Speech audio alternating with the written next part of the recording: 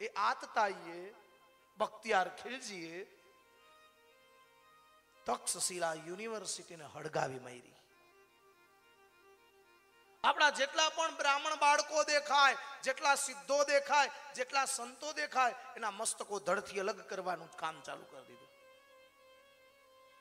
અને તક્ષશિલા યુનિવર્સિટી ને નાલંદા આ બંનેને બાળી નાખવામાં આવી. અને તક્ષશિલા બેડીને 1 2 3 નહીં વાલા, 6 મહિના સુધી હેડગી છે.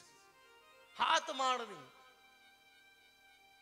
ગૂગલ, હવે તો તમારી પાસે ગૂગલ દેવ છે, સર્ચ કરજો કેટલા મહિના સુધી સડી. એક પણ પ્રેસ નહોતો ત્યારે. વિચાર કરો, આટલી કૃપા આ બ્રાહ્મણોની આપણા હિન્દુ સમાજ ઉપર છે. આ કૃપા આપણા બ્રાહ્મણોની છે આ સમાજ ઉપર. बात समझ में आ रही है? ત્યારે પ્રેસ નહોતો. ઘણા ઘણા લોકો બ્રાહ્મણો ઉપર આક્ષેપ કરે, બ્રાહ્મણોએ કર્યું શું? સોમનાથ જાઓ અને ત્યાં પૂછજો, ક્યારેક વાંચજો એનો ઇતિહાસ.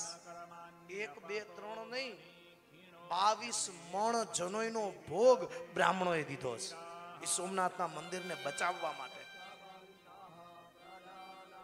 प्रभु